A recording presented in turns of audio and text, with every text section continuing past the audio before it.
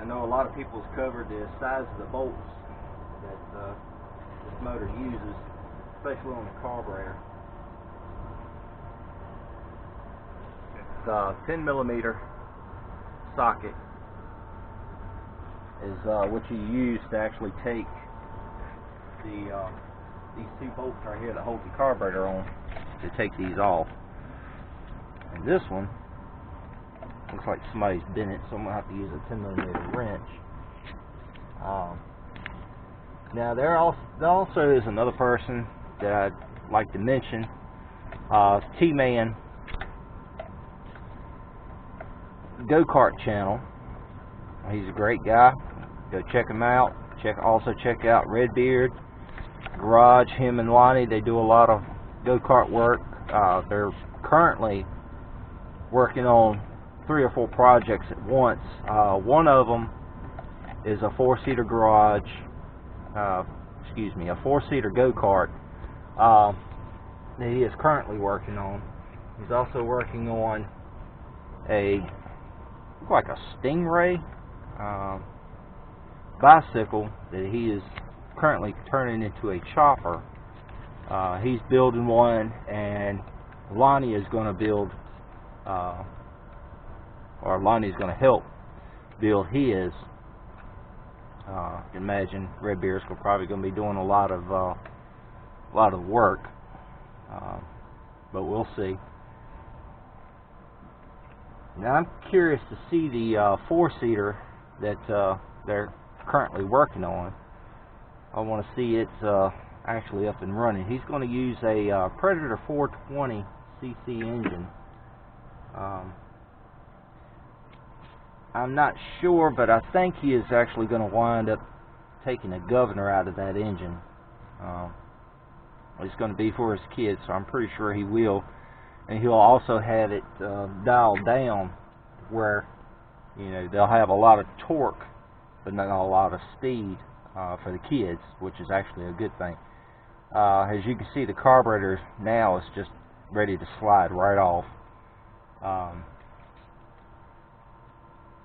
That easy. You know, you just pop it up, pops right off. Do not lose this one piece right here. This is a carburetor insulator, and the reason and purpose it is on here on these engines is because the head itself gets hot. Everybody knows that from combustion. This insulator helps insulate the carburetor from that heat to some degree.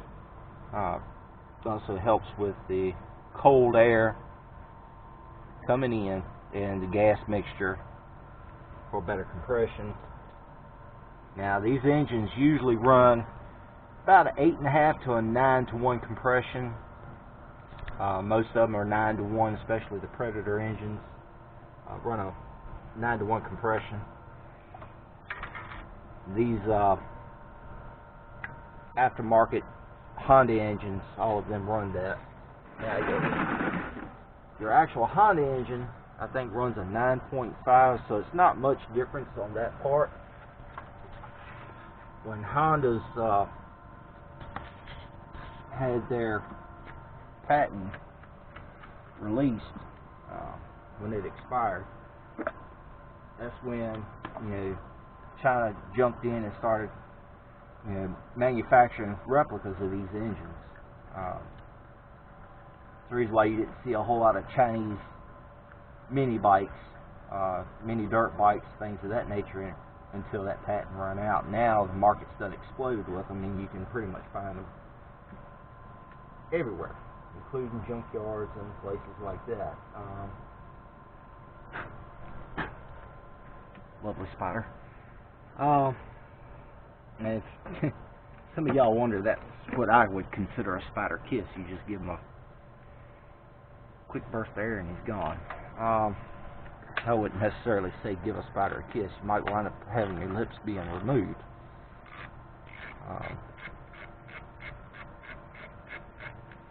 Again, 10 millimeter to take the nuts off. There's 2 on this. Sometimes there's a 3rd down in here. It actually helps hold this cover on, but I think this one only has 2.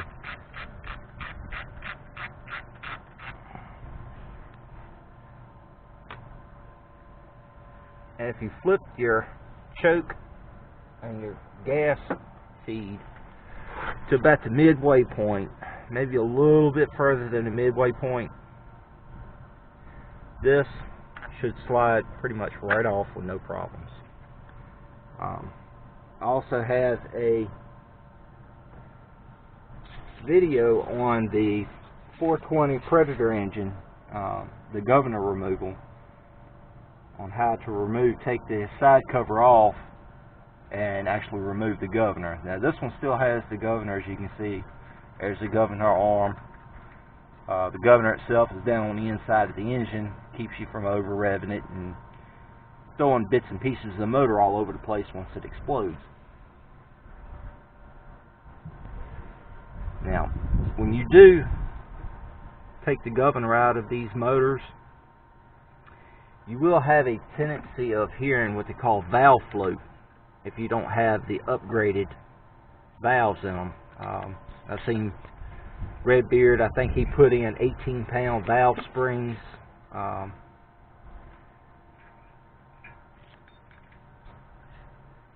To help with that. I have seen and heard of people actually putting in 36-pound valve springs, which is very high pressure if you ask me. But this right here is another spacer gasket that is actually located right back here,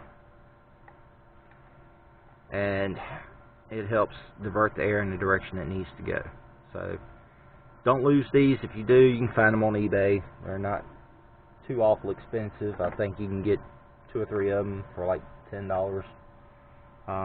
But if you can hang on to those, it's a good thing. You've seen me pop the butterfly lever. That's the accelerator lever. It just pretty much pops out. The little governor spring goes down in this little hole. You can pop it out as well. Now, I have been asked, in person, what this right here is. This screw, or plastic screw, is actually threaded, and this is what helps with the idling.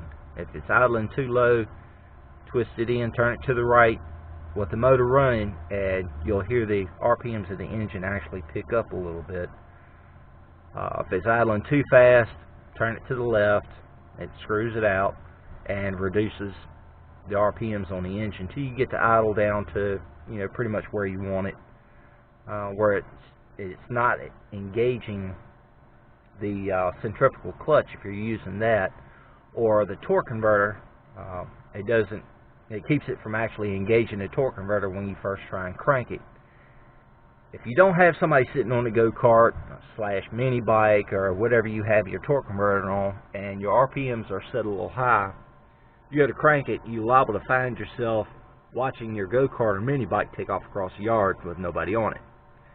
It's funny to watch, but it can cause a lot of damage. If it's a mini bike, it could break your brake handles or pegs, things of that nature. If it's a go-kart, it's liable to run across the yard, hit a tree, run over a person, or run out in traffic, depending on your location and direction you have it pointed in when you try and crank it. Just remember, don't do that. Have your go-kart, mini bike, up off the ground with the back wheel. That way it doesn't take itself for a ride without anybody actually on it. Now these carburetors have gaskets on them. This insulator actually has a gasket on it. The one that I actually have on that motor does not. There is an airway, an air channel, to help with the air-fuel mixture. Like I said, this one doesn't have a gasket, but this one is actually manufactured to suck air from the bottom through this little channel here and it actually helps with the carburetor running. Fuel mixture, things of that nature. Now on your Predator engines,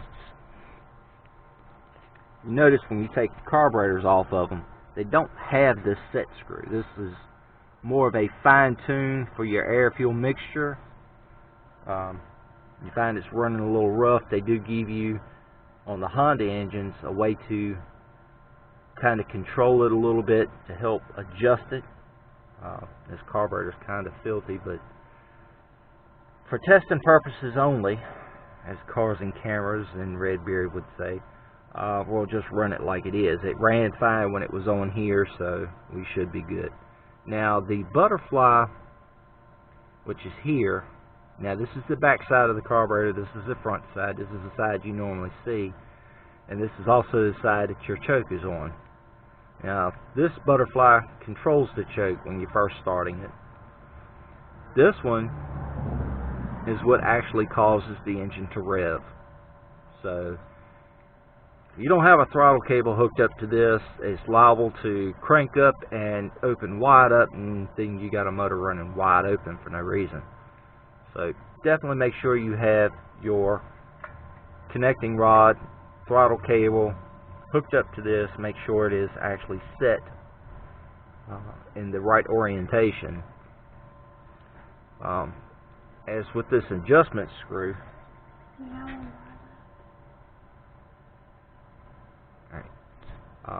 as with this adjustment screw, as you screw this in, it helps adjust the speed of the engine. This little tab is being pushed out by the back side of this screw and actually opens this up. The more you screw it in, the more it opens up, the faster the RPMs on the engine run. Now, I'll be back in just a minute. My battery's getting ready to die, so hold on.